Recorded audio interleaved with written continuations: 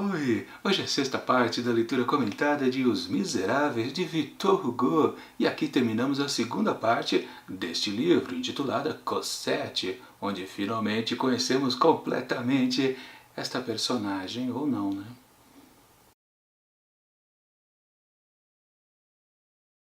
Pois é, chegamos então ao fim dessa sessão Cosette, a segunda parte de Os Miseráveis. E trataremos aqui nesse vídeo dos capítulos 6 até o 8. E logo de cara eu já preciso dizer uma coisa interessante para vocês. Sim, cada vez mais eu vou gostando do desenvolvimento da história de Os Miseráveis. Mas, por outro lado, ao mesmo tempo, cada vez menos eu estou gostando do seu autor. Sim, Victor Hugo para mim comete falhas que eu não gosto de ver em muitos autores. Claro, tem aquela, né, típica, né, de ficar exagerando nas descrições a respeito de algum elemento, por exemplo, cenários, ou então vestimenta dos seus personagens, ou então também questões históricas. Sim, sabemos que Victor Hugo adora falar sobre os fatos históricos ali da França. Obviamente, ele exagera em alguns momentos? Sim, bastante. Às vezes ele faz um bife seguido de outro bife de texto que você fala, meu Deus, vou passar quantos minutos lendo tudo isso e de ter a certeza que ao final isso vai ser irrelevante para a história dos protagonistas aqui dos Miseráveis. Sim, a todo momento isso acontece e quando aparece eu já faço, ai meu Deus, mais uma leva de coisa, vamos colocar entre parênteses, né, inúteis. Sim, quem se interessa por história, como já comentei em outro vídeo, né, principalmente quem era um francês lá na época de lançamento do livro, podia até gostar bastante, né. Hoje em dia, talvez não seja muito interessante, para quem gosta de história com H maiúsculo, aí sim, pode ser.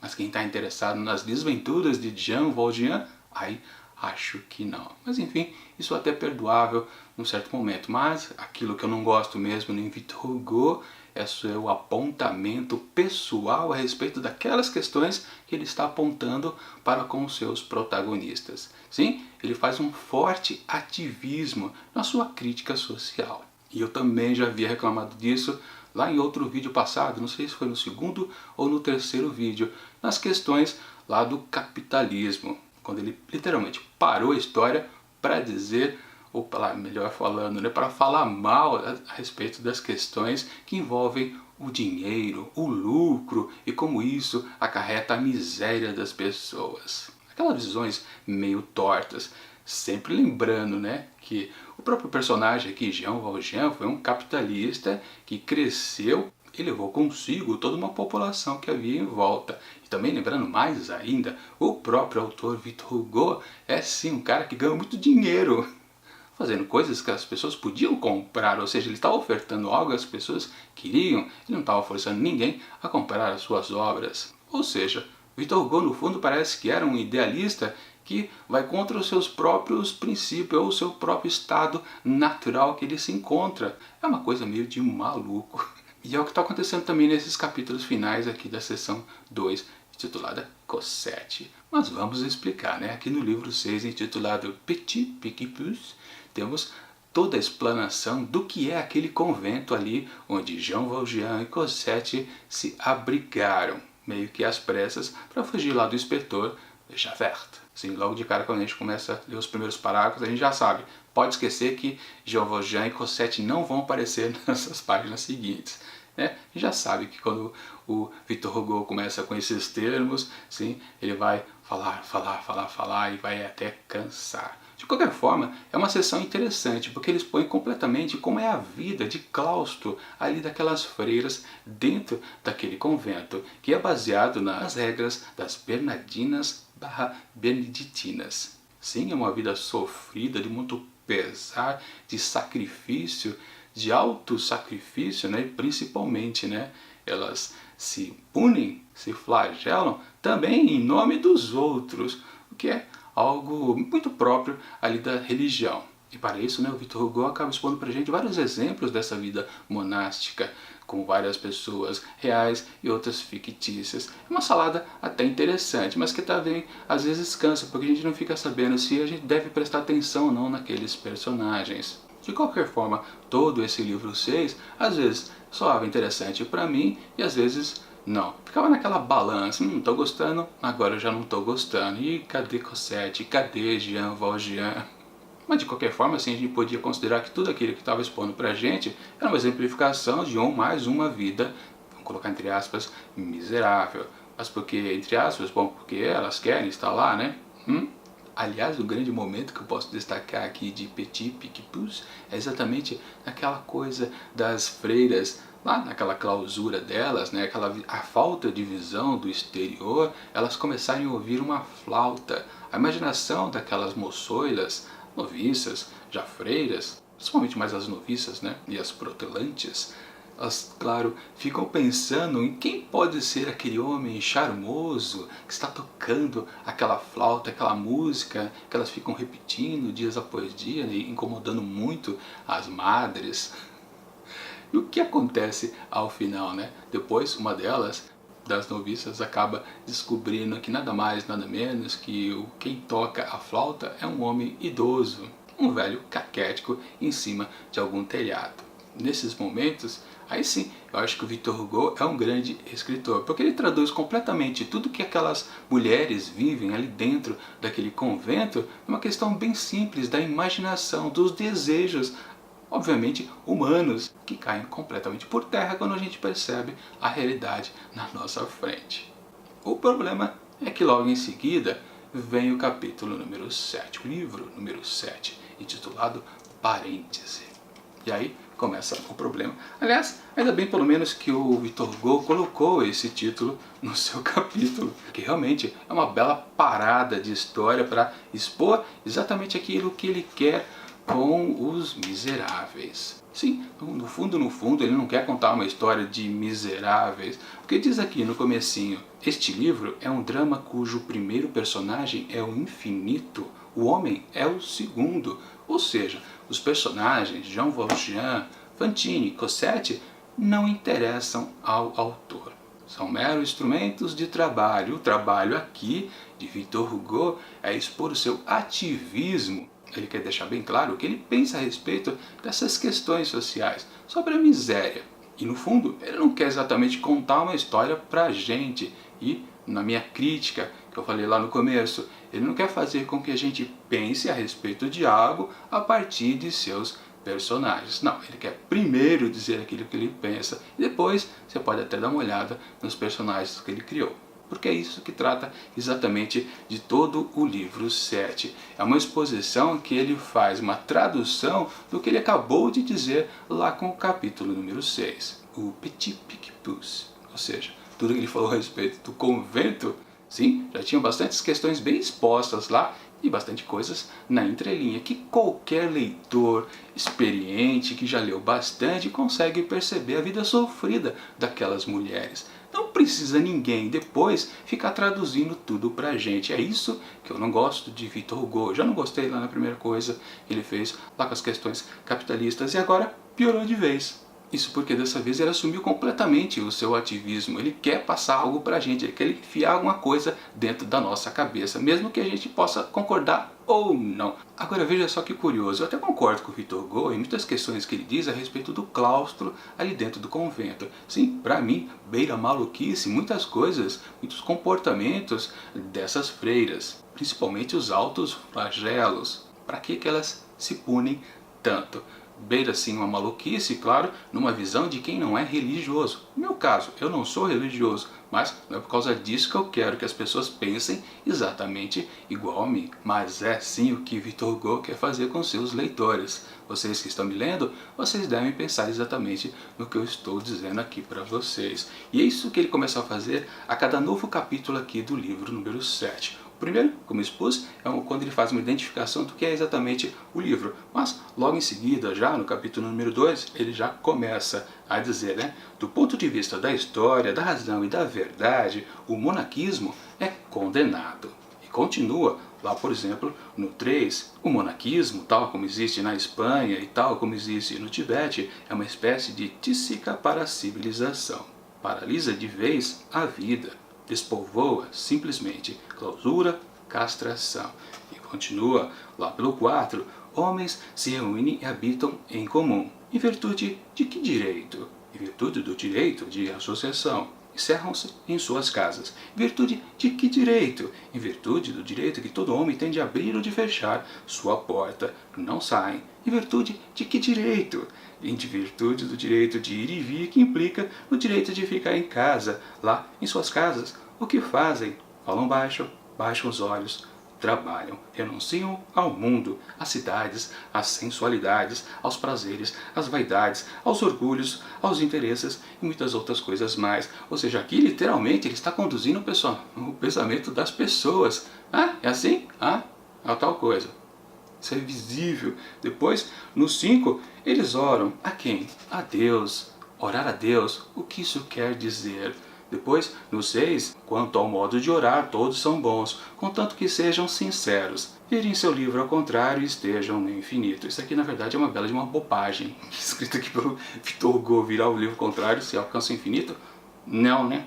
Mas enfim, lá pelo 7, um convento é uma contradição, por finalidade, a salvação, como meio, o sacrifício. O convento é o supremo egoísmo, tendo como resultado a suprema abnegação. Bom, isso na verdade é uma definição do próprio convento, é a crítica embutida na própria definição, ou seja, também está meio esquisito isso aí, né? E mais algumas palavras já no capítulo número 8 que encerra tudo isso. E aqui ele começa a ter uma certa contradição a tudo que ele próprio disse. Ele até fala, né? Sem anular nada do que acabamos de dizer, julgamos que uma perpétua lembrança do túmulo convém aos vivos. A respeito desse ponto, o padre e o filósofo estão de acordo. É necessário morrer. E aqui é importante notar que ele coloca que é um pensamento coletivo, ou seja, não é só dele. Na verdade, ele está sendo porta-voz de uma questão que muita gente pensa igual a ele. Ou seja, o ativismo dele nem é algo do próprio autor, mas de uma comunidade de pensadores, que, claro, todos eles são contra o regime do monarquismo. Ou seja, são contra os monastérios, ou seja, são contra as pessoas que estão lá dentro dele, vivendo naquele comportamento de autoflagelo em nome de Deus. E como ele colocou também em vários momentos aqui, de todos esses capítulos aqui dentro do livro. Número 7 é que o que importa não é Deus, é o infinito. Bom, mas isso é quase a mesma coisa. Depende se você é religioso ou não. Claro, no caso, Victor Hugo não era religioso também, mas ele queria conduzir o pensamento de todo mundo. Isso é amplamente condenável. Mas enfim, ainda bem que essa parte acabou e começamos o capítulo número 8, o livro número 8, onde aí sim nós vamos encontrar Jean Valjean e Cosette. Agora vamos combinar, né? Se no livro 6 ele foi muito chato, com tantos detalhes históricos, no livro 7 ele cometeu um grande erro de comportamento em ser um ativista.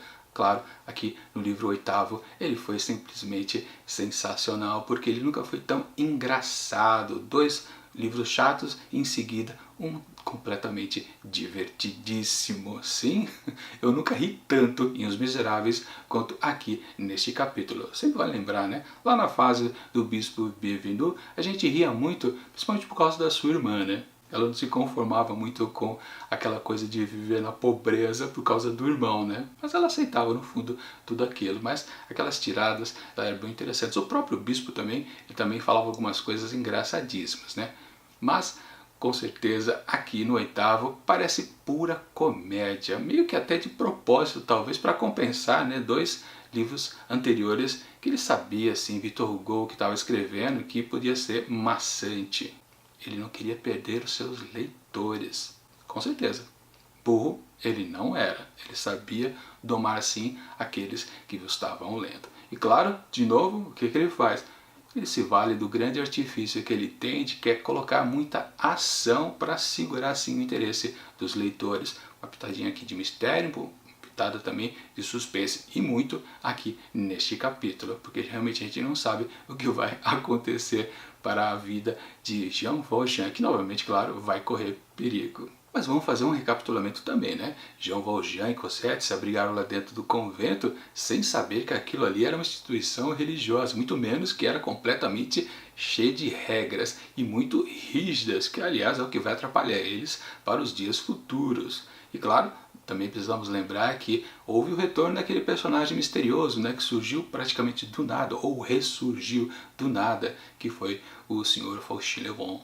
aquele homem que havia sido socorrido pelo próprio Jean Valjean quando estava debaixo de uma carroça que estava quebrando suas pernas. Foi um ato heróico, sempre Jean Valjean fazendo um ato heróico, né? Salvou o homem, ficou lhe devendo sim grandes favores, é exatamente aquilo que ele começa a cobrar para ele. Puxa, né? Oh, eu te salvei lá, agora você me salva. Sem exatamente explicar para ele, para o senhor, que ele é um foragido da polícia. De qualquer forma, o homem que vai salvar o Jean Valjean, que claro, para ele era o pai Madeleine, de qualquer forma, sobre qualquer hipótese, até num certo trecho ele fala, mas se ele fosse um ladrão, o salvaria? Sim. Se ele fosse um assassino, o salvaria? Sim. Não importa. Se fosse um santo, eu o salvaria? Sim.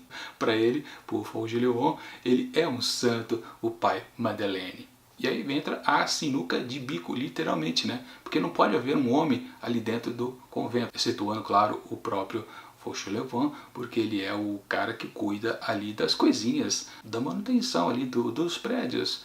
Ele também é o jardineiro da casa. Mas tem aquela coisa bizarra, né, dele ter um sino amarrado à perna para ele poder indicar que ele está passando pelo ambiente e as freiras poderem se esconder. Lembrando, né, que ele mal pode ver o rosto das freiras, porque elas usam véu, ficam completamente vestidas e tal. Ele só vê apenas as alunas, que são as criancinhas que estudam lá dentro do internato. Lembrando, né, que dentro lá do convento há 3 prédios. O grande convento, onde fica a ordem lá das Bernardinas e Beneditinas, o prédio dos internatos, que ficam as garotas que lá estudam, e também o pequeno convento, que fica as outras freiras que sobraram de outras ordens, que foi dizimada lá durante as guerras napoleônicas, com certeza.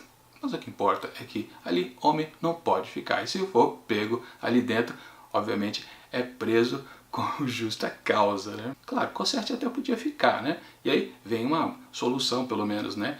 Cosette poderia estudar ali dentro, ser uma interna. Seria um futuro para ela, com certeza. Aí tiveram a ideia, pô, pai Madeleine pode ser o irmão do senhor Fauchelevent.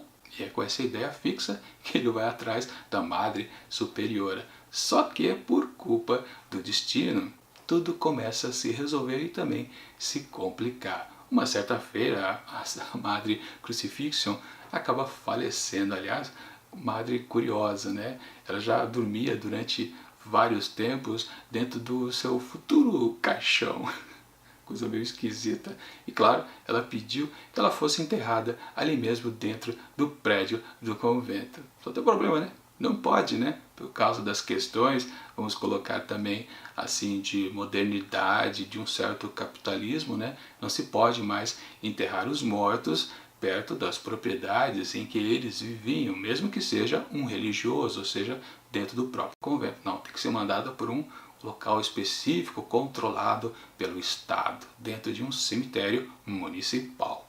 Só que todas as freiras pensaram, né? Puxa, ela fez tão bem, a gente é quase uma santa fazendo milagres por aqui. Não, devemos enterrá-la aqui embaixo de nós, dentro da cripta, com certeza, que havia lá embaixo no convento, né? Claro que para manter as questões Estado, né, tinha que ser levado um caixão para ser enterrado lá no cemitério.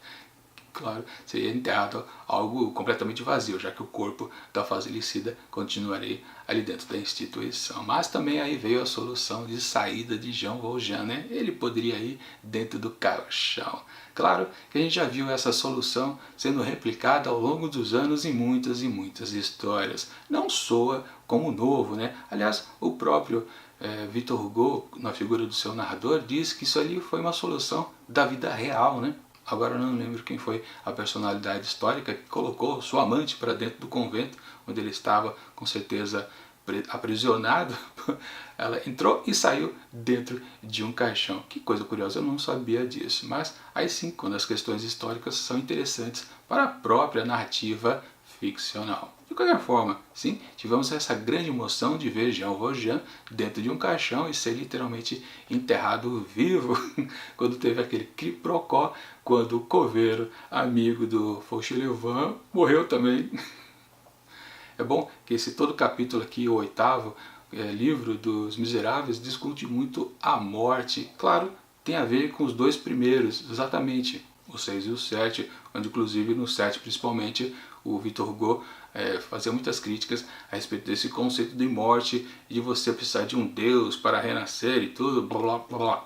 Mas claro, tudo isso aqui, todas as desventuras de Jean Valjean é recheada de muito bom humor. Os diálogos, principalmente a comédia aqui, aparece em termos dos diálogos meio malucos, ácidos, entrecortados, bastante divertidos. Aquela conversa meio de maluco às vezes. Isso, claro, nas conversas que o Fauchelevent mantém com diversos personagens. Primeiro com o próprio Jean Valjean, depois com a Marge, depois com o novo coveiro.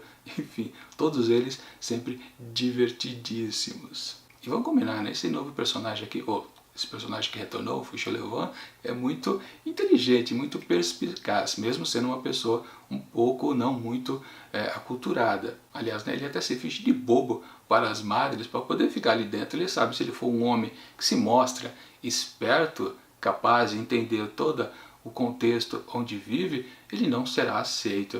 É uma coisa também interessante, mas também faz a gente pensar no modo de abordagem que o Victor Hugo dá aos seus personagens, diferenciando homens de mulheres. As mulheres, vamos colocar ali dentro do convento, elas estão ali numa coisa mais emotiva, e o homem, de novo, está, para se manter dentro daquelas regras rígidas, usando a razão. Ele se finge de bobo, enquanto que as mulheres se submetem às emoções para poderem até suportar os altos flagelos. De novo, é a mesma estrutura narrativa do Victor Hugo.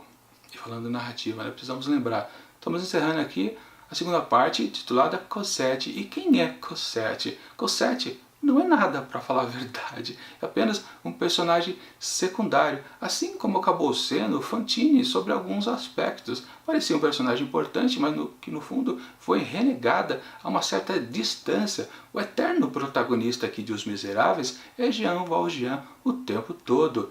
E vamos também combinar, vamos perceber uma coisa que o próprio autor às vezes também não coloca pra gente.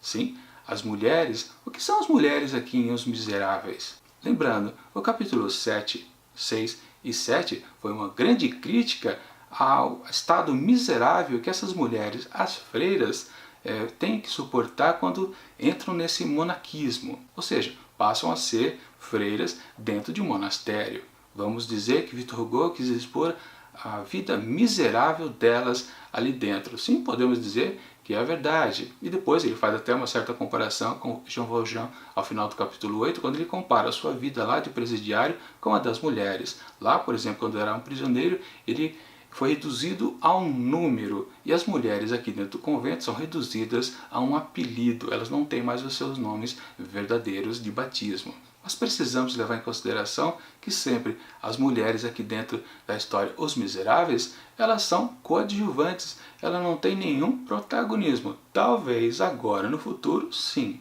Isso porque ao finalzinho aqui do capítulo 8, qual foi o gancho que o Victor Hugo deixou para a gente poder virar a página e continuar a história? Porque vamos combinar, todo esse contexto aqui do convento é quase como um fecho da história de Os Miseráveis. Podia muito bem acabar o livro aqui, com suas 500 páginas, não precisava de mais 1000 ao futuro. Tudo estaria entendido. Várias questões a respeito dos Miseráveis já tinham sido expostas. Não precisava continuar. Sim, mas ele vai continuar porque ainda temos 1000 páginas. E o que ele vai fazer desses seus personagens? Nós não temos muitos personagens. Fantine morreu rapidamente. Era um bom personagem. Cosette agora é apenas uma criança de 8 anos. E aí está o gancho que ele coloca. Muitos anos vão se passar. É uma coisa que eu até supus que pudesse acontecer, né? Como criança de 8 anos, Cosette não tem importância nenhuma. Ela precisava realmente crescer. Ainda bem que vão passar alguns anos, provavelmente, eu chuto que vai passar para lá de 10 ou até 20 anos, ela vai estar uma mulher já feita. E aí sim ela terá importância. E aí sim, talvez, finalmente, teremos uma personagem feminina com alguma relevância. Porque, sim, voltando ao que eu queria dizer, né? O que expôs Victor Hugo aqui no capítulo 6 e 7 era a miséria feminina. Porque são as mulheres que dentro do claustro sofrem esses martírios. Os monges, os homens monges, quando estão lá dentro do monastério, eles não sofrem tanto assim quanto as mulheres. Elas se penitenciam mais do que os homens. Ou seja, Victor Hugo está fazendo uma crítica a isso, que são as mulheres que acabam sofrendo mais em comparação com os homens, mas ele, dentro da sua própria história, ele não está valorizando as mulheres. Um ato interessante dele. Inconsciente ou consciente? A gente vai começar a perceber agora realmente com a evolução da personagem Cosette, quando ela tiver a sua maturidade. Com certeza é isso, é a minha aposta, porque senão o próprio autor vai pisar na bola, naquilo mesmo que ele tenta propor como um ativismo pra gente perceber que as mulheres sofrem, mas você também só coloca seus personagens femininos sofrendo. E lembrando, né, Fantine era uma linda mulher que foi ficando feia aos poucos, justamente para poder ter condição de salvar a sua filha.